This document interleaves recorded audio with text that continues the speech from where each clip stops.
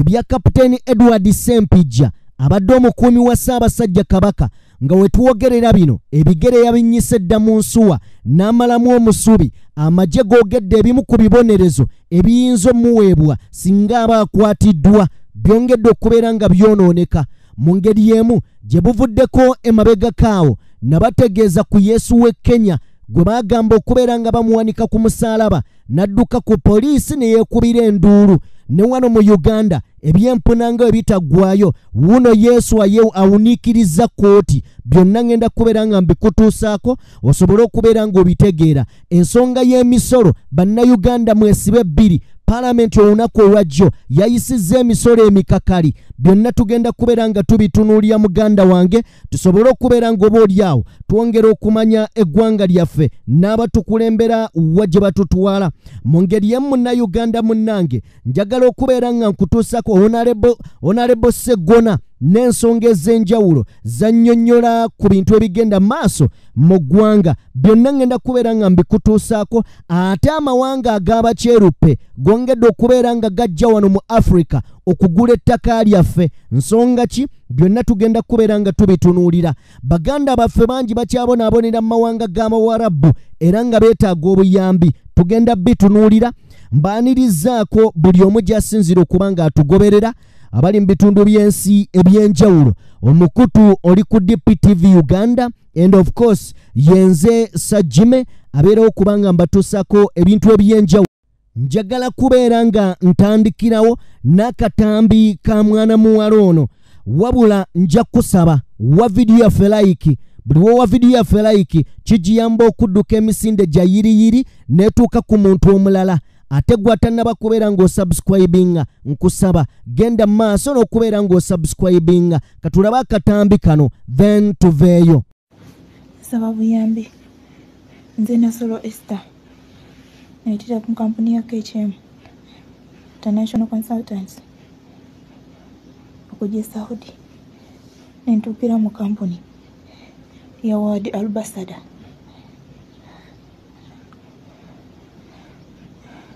saba kunyamba nzire waka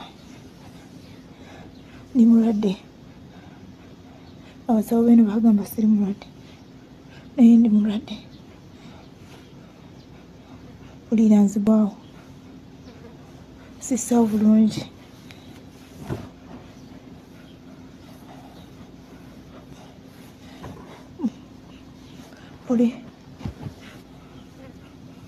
pulira omutwe gulinga ogonze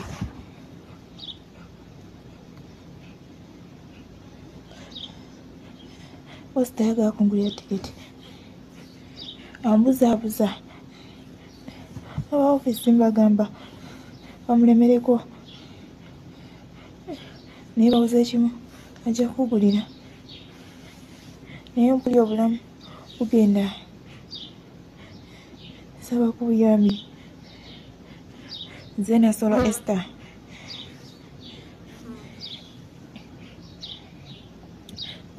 Esther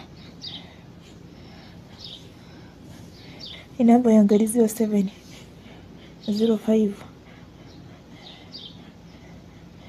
905449 saba ku buyambi bambi asobodde tambuza video saba bunyambi vire waka fune treatment omuka sisa bulungi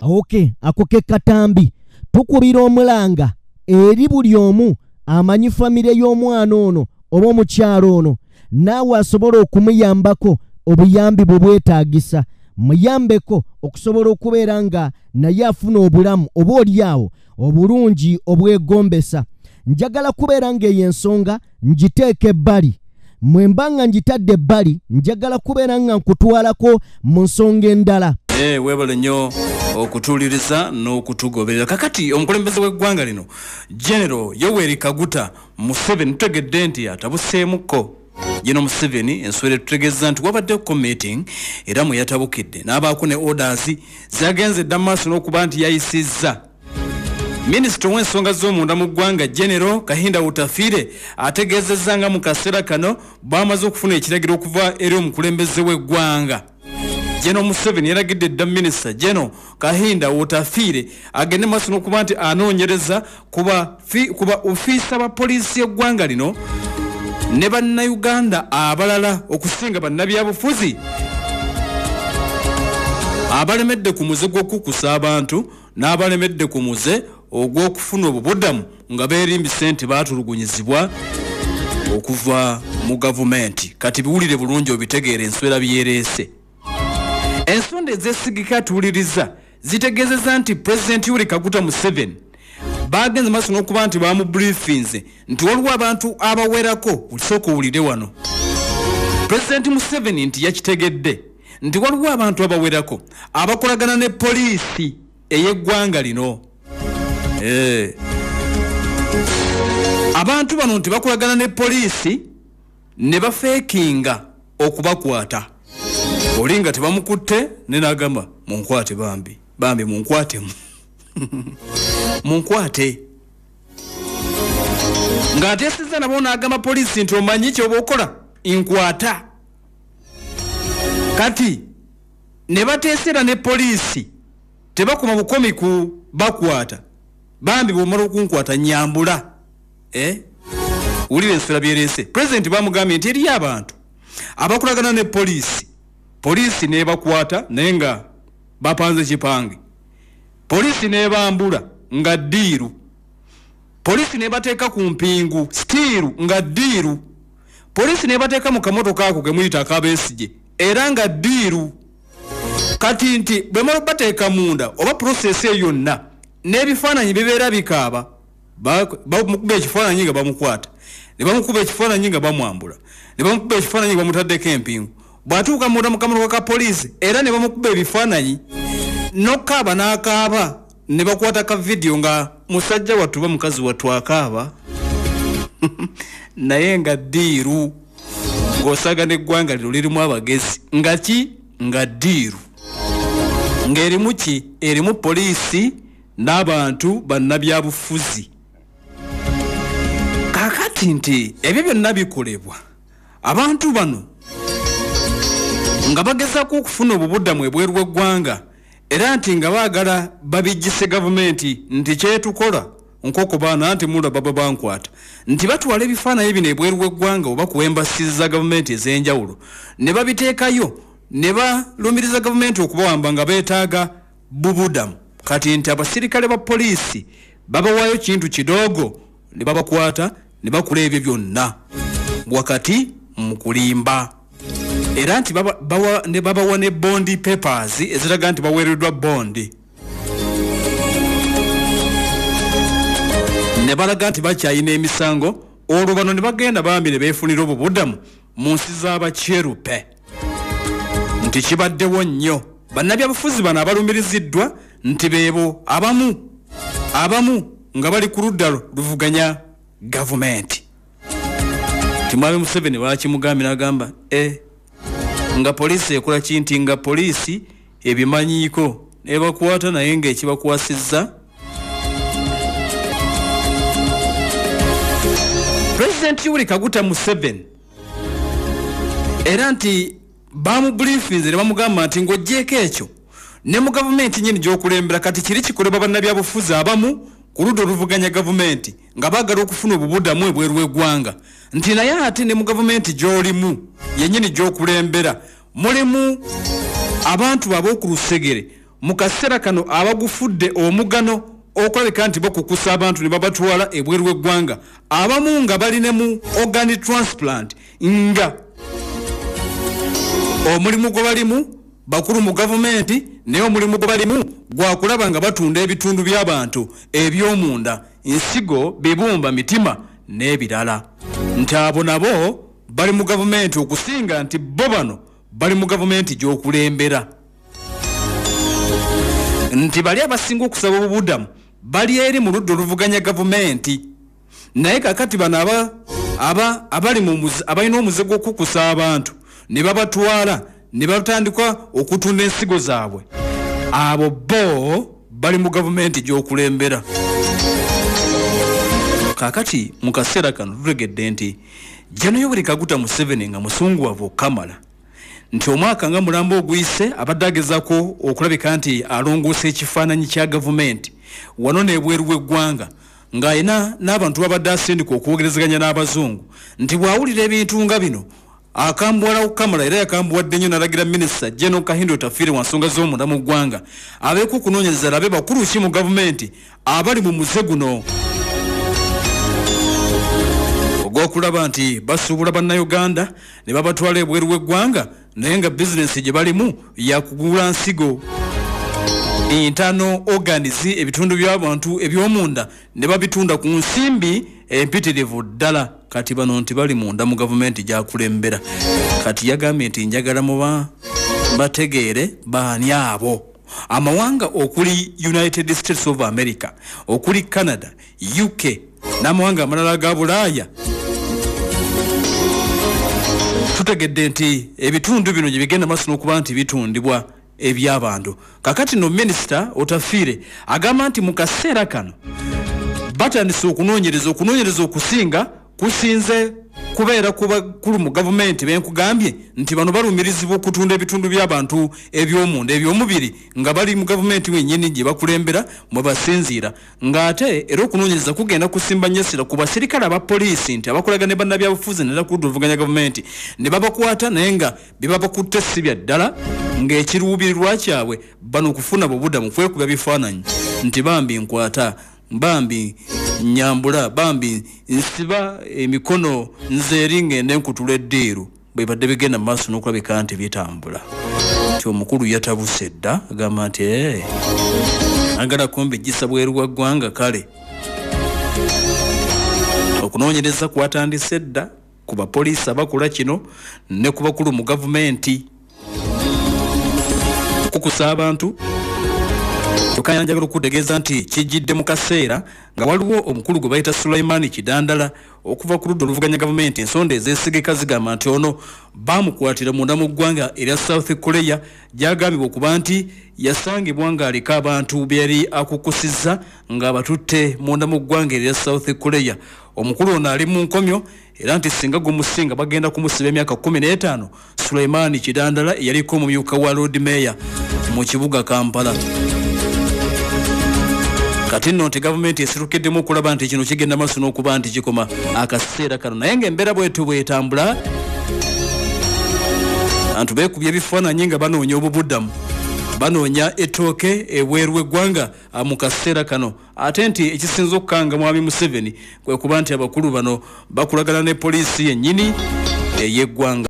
Mu Uganda waliwo okubala abantu sensase era nga okubala abantu kuno kutabudde abantu bangi olw'ebibuuzo ebibuuzibwa mbumpimpi bano tebali mu kubala abantu bali mu kubala bintu oba n'ebiruubirirwa ebirala ebiri mu kubala abantu kubanga tewali nsonga gwabala abantu ekutuusa ku ssombuuza TV zennina essimu zennina nina ettaka ndikolerako oba sirikolerako nina biki olina firiigi olina biki n'ebintu ebirala bingi naye mu bingi bye twatunuulidde mu kubala abantu gye twasanze Yesu weeruweero ono yawuniikiriza kkooti omukulu ono agamba nti ye teyeetaaga kumubala kubanga si muntu wa wano ku nsi ye muntu eyaveeyo mu ggulu Yesu weeruweero nkozesa ekigambo weeruweero tumwawule ku Yesu ono owa ddala ono Yesu oweeruweero ow'ekipapula oba Yesu oweeruweero ow'ekiwaanyi mu ngeri y'emu gye buvuddeko ndowooza tusooke tulaba akatambi kano nzije mbawo akagero si kagero kubanga eno story ya ddala yali omwaka guwedde mu ggwanga erya Kenya katusooke tulabe neyo ono Yesu weeruweero then bwe nzija mbawe ey'owe Kenya. Ku bbalaza ya wiiki eno poliisi y'obulenzi mu disitulikiti y'e Luweero eriko omwami amanyiddwa nga Kabaka Navas Vera eyeeyita Yesu omulokozi w'ensi eno gwe yagombamu obwala lwa kugaana kubalibwa mu nteekateeka egenda mu maaso mu ggwanga. I counted by God because I told you I came from heaven.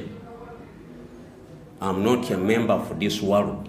Ono nga yakulira ekifo ekimanyiddwa nga Super Global Eden ekisangibwa ku kyalo Lulime Katikamu yakwatibwa n'omu ku bagoberezi be eyeeyita El Shaddai Gracia era olwaleero Bano basimbiddwa mu maaso g'omulamuzi Christopher Tindye Bwadieri ow'eddaala erisooka ku kkooti y'e Luweero ne baggulwako emisango egy'okulemesa enteekateeka ya gavumenti ey'okubala abantu ekikontana n'akawaayiro namba 28 akatundu akookusatu ak'etteeka erya Uganda Bureau of Statistics oba UBOS Act.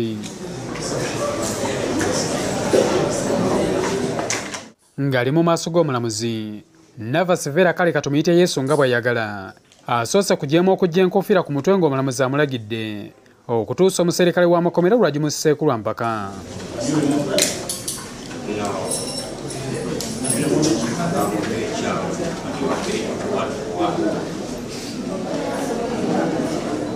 Ng'amaze okumusomera omusango Yesu we Luweero agukkiriza n'ayongera okukinooganya nga bw'atayinza kubalibwa kubanga si wansi eno. So, King, have you heard? Yes, I have a reason why. Is that true? It is true, because I'm not staying in this world. I'm in another world. That's my issue. I come from heaven. Will be given a chance to state what you want to say. Wabaddewo katemba Navas Vera bw'ayagadde okwanukula ng'omulamuzi abuuza omukyala Elishadai Gracia bye bavunaanibwa obanga naye omusango agukkiriza era obwedda alabibwa ng'amulagira ekyokuddamu.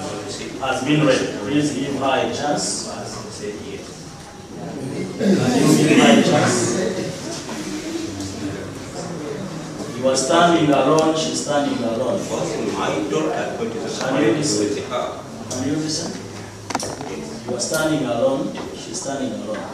You speak for yourself, she speaks for herself. Sorry. So won't give her any guidance or what to tell court.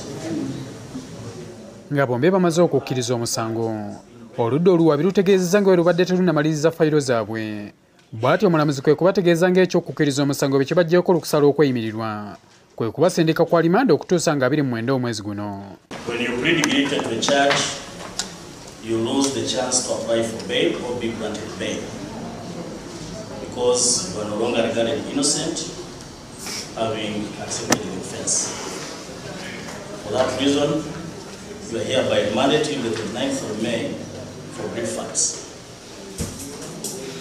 Nga tannayingira bisenge bya kkooti Navas Vera asoose kutubuulira ng'abaddugavu be bafunye omukisa Katonda n'abawa Yesu abafaanana mu langi nga mu kifo ky'okumwaniriza ate bakijjanye mu kijjanye.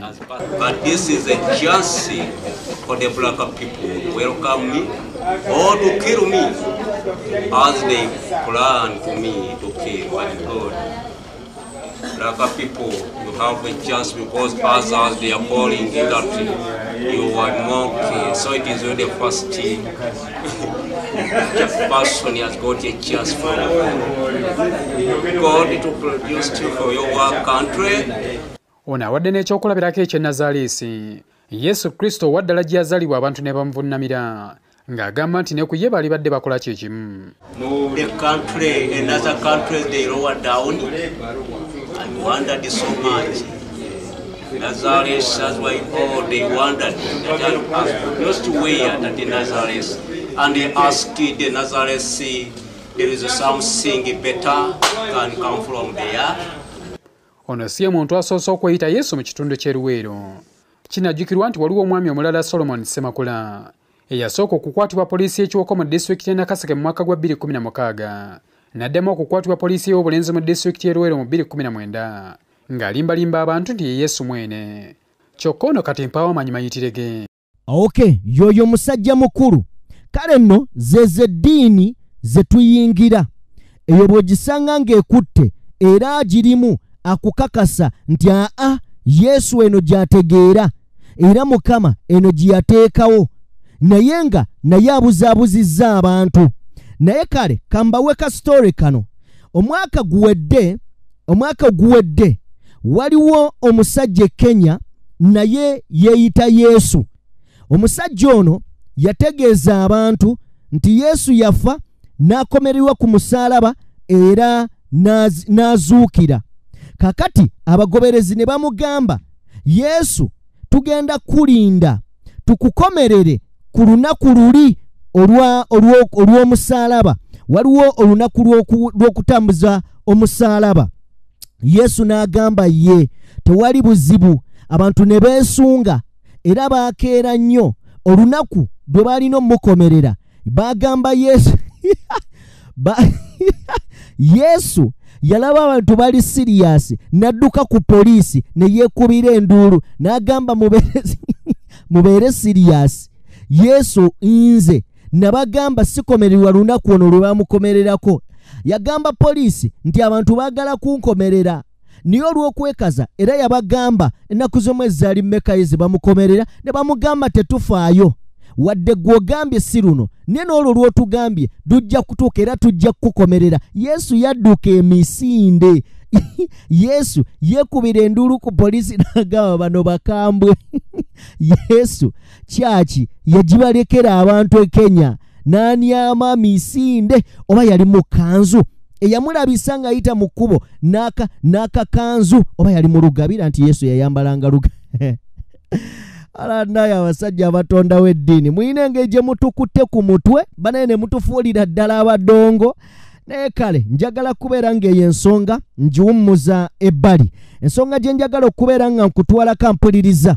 Amagye ga Uganda ayogerera amagye Felix Kuraije avuddeyo bw'atyo n'atangaza ku nsonga za Edward Ssempijja abadde omukuuma wa Ssaabasajja Kabaka oba akulira security eya Ssaabasajja Kabaka. Omusajja ono ampuliriza nakoze story nembalaga olunaku olwajjo nembagamba nti Ssempijja yadduse wabula we tuwogerera tewali amanyiwa waali okusinziira ku magye oba ku mwogezi wa poliisi omukulu amanyiddwa nga Felix Kuraije bagamba nti amagye gategeezezza nga bwe gagenda okuteekawo akakiiko akanoonyereza ku munnamagye Kapiteeni Edward Ssempijja abadde akulira eggye erikuuma Kabaka agambibwa okusuulawo omulimo. Omwogezi w'eggye Brigadier Felix Kuraije akakasizza nti ono yasuulawo omulimo. Kati ennaku eziyise, yes, yasuulawo omulimo ennaku eziyise. Kitegeeza tugenza otegera information eno ng'omusajja ono yadduka.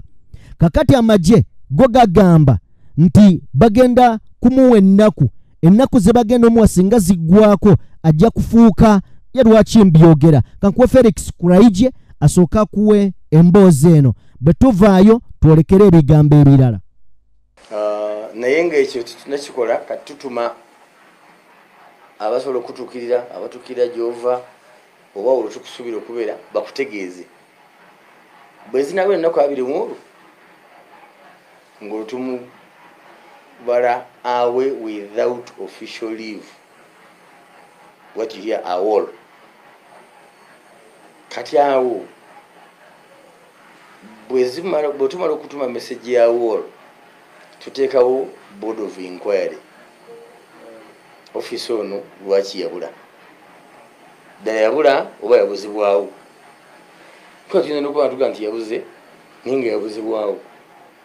So we leave the channels of tuleka okunoonyereza kubeere kugazi. So bwe tumala okuzuula nti ddala yeyabula nga tumujja ku strength, olwo aba afuuse disaata. Kati disaata office ayina kuwenjebwa.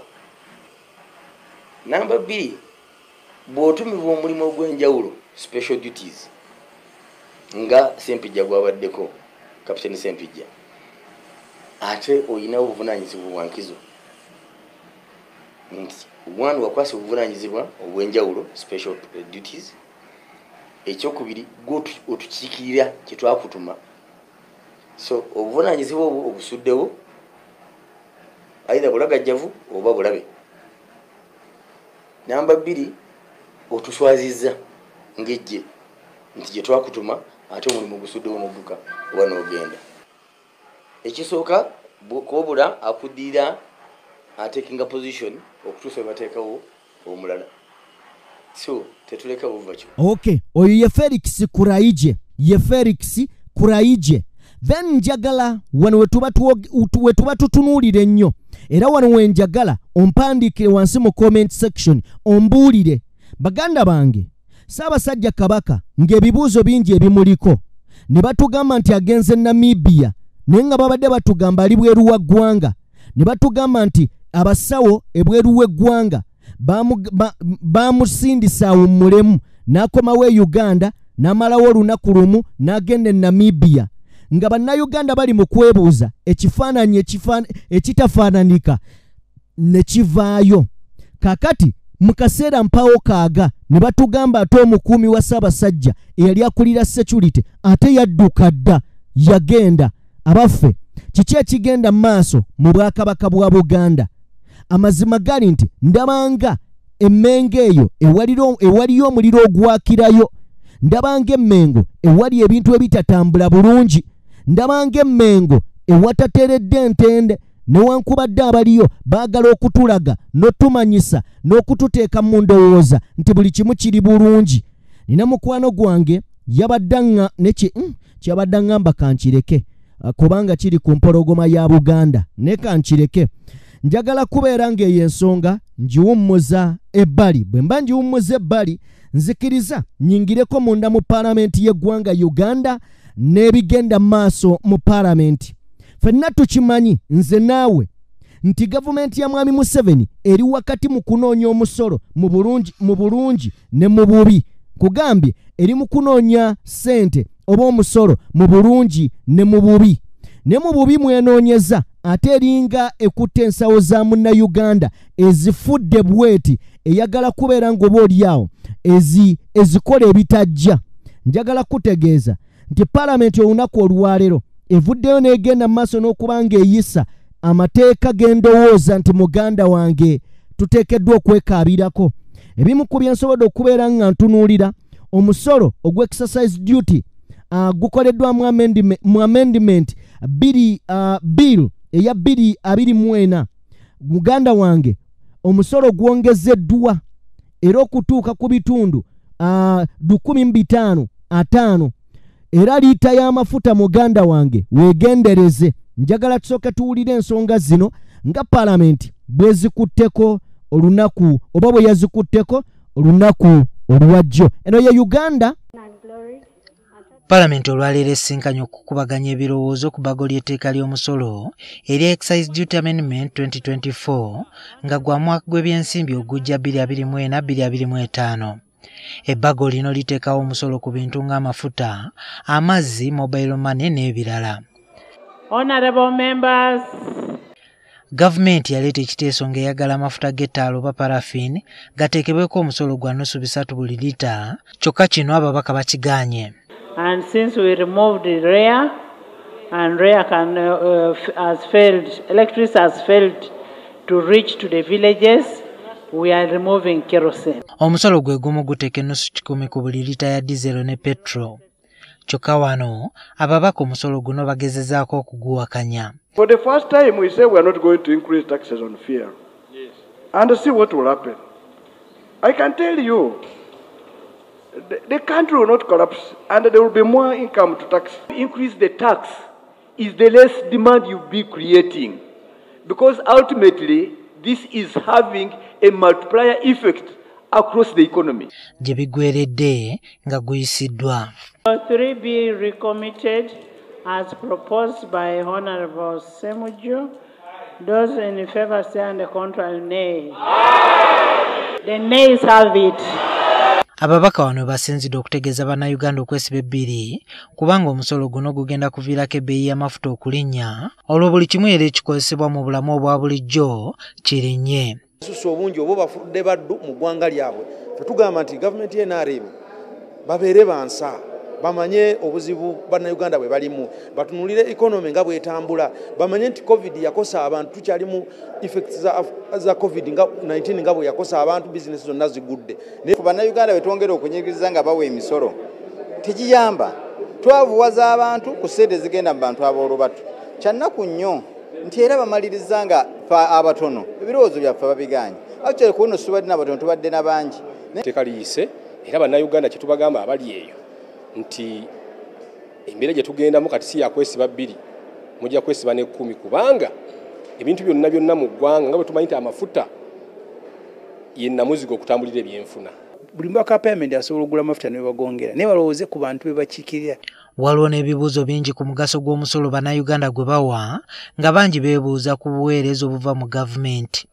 Twagala gavumenti sente zino ez'amafuta eziteeke ku fund ey'okuyamba okudaabiriza enguudo tusobole okubeera n'enguudo ennungi. Ekyo tetunaba kikola. Ndowooza ku muntu asembayo wabula ng'okwata obuwumbi 578 n'obuwa Magoola n'okwata obuwumbi obusoba mu 2 n'obuwa simanyi obeiringa bantu autu nga twekwese mu bino simanyi omusolo gugenda kuyamba bannayuganda. Gino gisoloozebwa ne giteekebwa mu makubo gaffe, amakubo ne gakolebwa, amalwaliro ne gabaamu eddagala, kwegamba service delivery nebanga ya mutindo. Omuntu yenna tajjagana kusasula ki? Tajjagana kusasula musolo. Mu kiseera kino lita ya petrol eriko omusolo gwa 1,405 nga gugenda kati kutuuka ku 1,505 ate lita ya diesel eriko omusolo gwa 1,113 gugenda kulinnya gudde ku 2,203 omwaka gw'ebyensimbi ogujja. Mu ngeri y'emu omusolo ku mazzi aga mineral water oba ag'okunywa mu ccupa guteereddwako omusolo gwa siringi 5 buli lita. Ddala ntino ensonga y'amazzi aganywebwa tulinga kati abagamba bannayuganda batandika okubanga banywa mu bidiba. Omusolo omulala ogutabudde ababaka gwe gw'obutundutundu 5 ku buli ajjayo ssente ku nkola ya agent banking era nga kati abakozesa app gamba nga Chipper, Sendwave, Mango n'endala buli ajjayo ssente wakusalibwako obutundutundu 5 ku buli 100. Oli bw'aweereza ssente ng'ayise through World Remit oba Sendwave era zijjira ku mobile money wallet ey'omuntu n'agenda n'azi withdrawing kati kino kigenda kuba kitegeeza omuwendo gw'ogenda okuba ng'ogirayo ssente kugenda kuba gweyongeza. And includes all withdrawal services provided by financial institutions or a microfinance deposit-taking institution other than withdrawals at the counter inside a banking hall.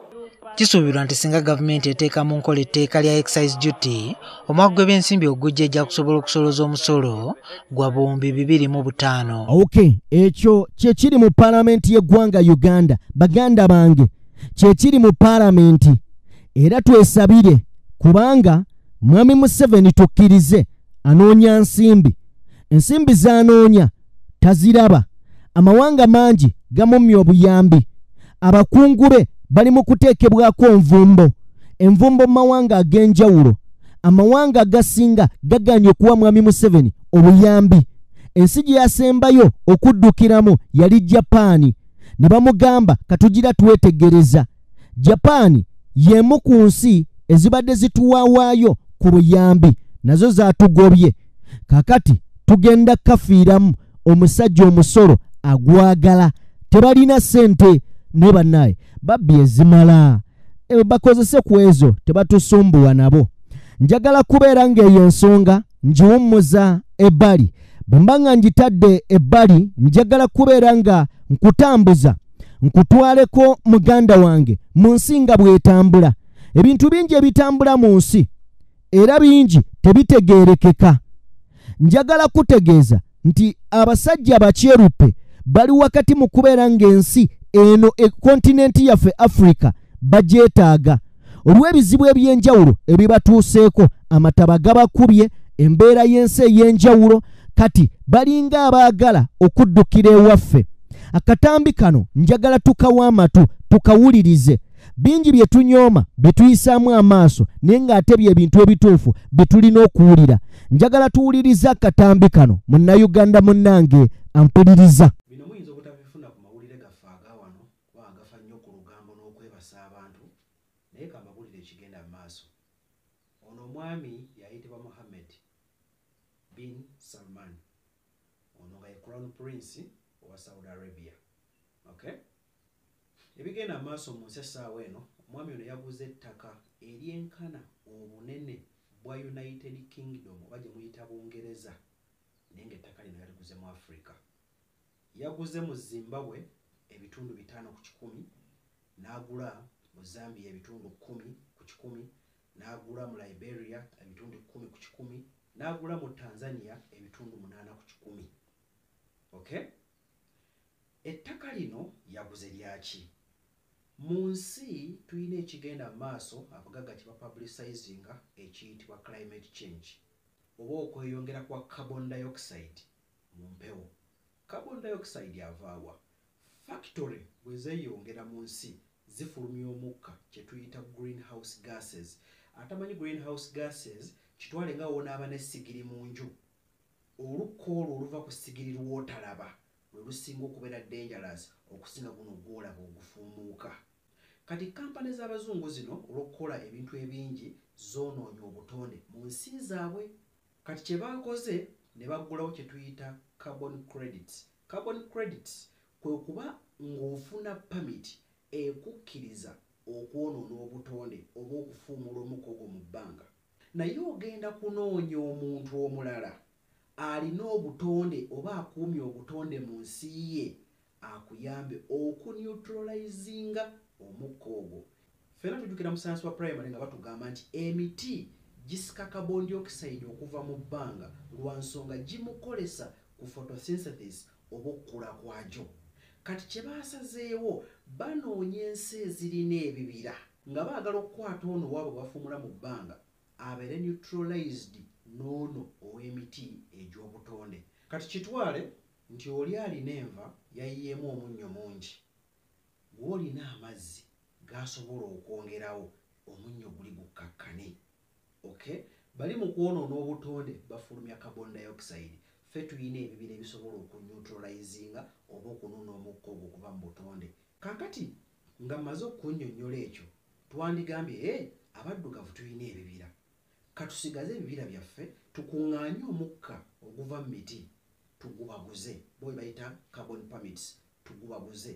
Naye kye baakoze kyekiriwa, bazze mu nsi zaffe ne bakonvinsinga abakulembeze baffe nti nedda ebibira bino mutuguze biguze, ffe tujja kwongera obimpuruvinga twongeremu value byongere okufulumya carbon omungi tutwale tukuume obutonde ewaffe. Abatamanyi byafaayo njagala mugende munoonyereze ku state ya America gye bayita Texas, engeri gye yafuukamu part of America. Texas teyali part of America, naye Abamexico abaali bagiwangaaliramu baaguza abagagga mu America ettaka eryo basobole okulimirangako mbu n'okulifuula productive babawe ku musolo oguwera. Ekyavamu abasajja abo baatandika okuteeka amagye ku ttaka eryo ne balwanira ettaka eryo paka yabaaliza ku America nga ne bakyayagala kuwaayo omusolo. Ekyokubiri, abatamanyi state of Nigeria engeri gye yazimbibwawo. State of Nigeria yali company gye muyita Unilever. Mumanyi Unilever company gye baakubiranga ennyo obulango wano. Unilever yakolebwa abooluganda babiri. Abasajja abo baapangisa ettaka eryo kuba original chief aba Nigeria abaliwo mu biseera ebyo nga tennayitibwa Nigeria nga balimako ebinazi okusobola okuggyamu oil okutwala mu nsi zaabwe. Ekyavaamu abasajja abo baawambira ddala ekifo ekyo ne batondawo state ekyayamba independence kujja abantu ne beerwanako. Naye mu ndagaano ze baali baakola abasajja abo baali balina obwannannyini ku ttaka eryo 100 ku kinnaakyo. Ze ndagaano ze zimu Saudi Arabia ziyakolesezza abaddugavu abatunze ettaka eririko ebibira okuli game parks. One, bannansi tebalina lukusa be batundidde ku ttaka eryo era balina olivaako kampuni weeyagalira. Ekyokubiri, obugagga bwonna obuvaamu bwabwe bano babaako just ka percentage.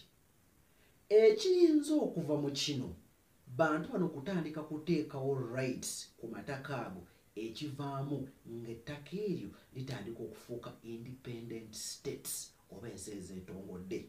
Y'engeri gye tuyina South Sudan ne North Sudan, engeri gye tuyina Abawarabu mu Egypt, mu Angola, mu Morocco.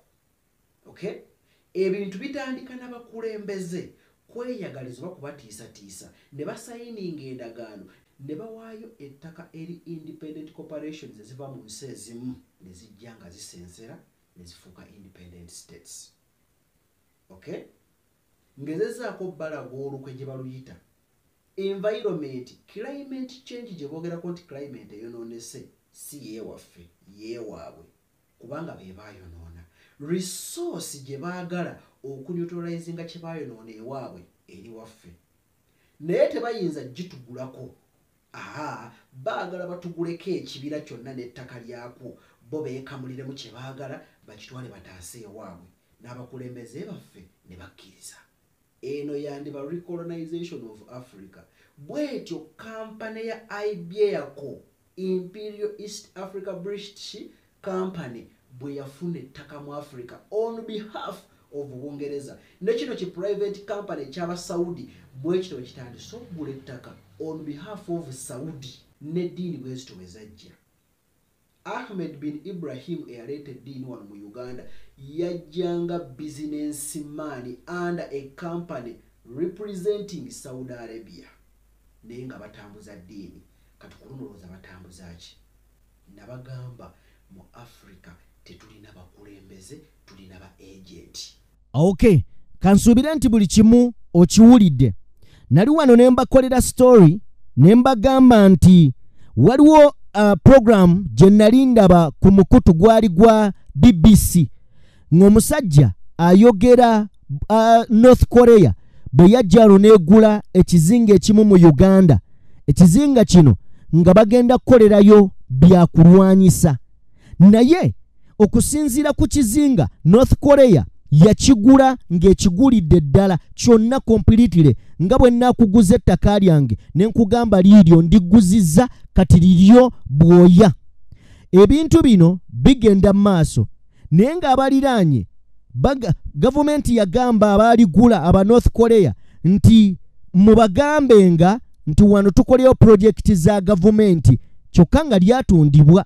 Kakati ensi bwetyo bwetambula. Njagala kubeera nga nzigalawo n'akatambi ka Honorable Sseggona akali amaggwa ayina obubaka bwa Anita Amongi ne mu ngeri y'emu yeetisse n'obwamwami Museveni ng'amutegeeza nti lino eggwanga gw'olisudde mu lunnya gye liri n'okulaba ng'essente z'omuwi w'omusolo zigenda mu bungi nga tezibagasa kubeera nga ggwe weeyagalizza n'otemaatema bu constituency obutalina makulu n'oteekayo ababaka kubanga oyagala ennamba mu paalamenti. Njagala tuwulirize Sseggona. Ebigambo bino bikulu. Nnyinza okuba nga oba oli awo toyagala nnyo muwuliriza ne waliwo information gye tuba twetaaga omanye. Njagala ogiwulirize. Njagala bateera wano mu ngeri y'emu n'okubeebaza nti mubadde bawuliriza balungi okuva gye tutandikidde okutuuka we tumalidde. Saba Mukama Katonda Dugaba atakuumira mpeera abankuumire. Mbaagala nnyo.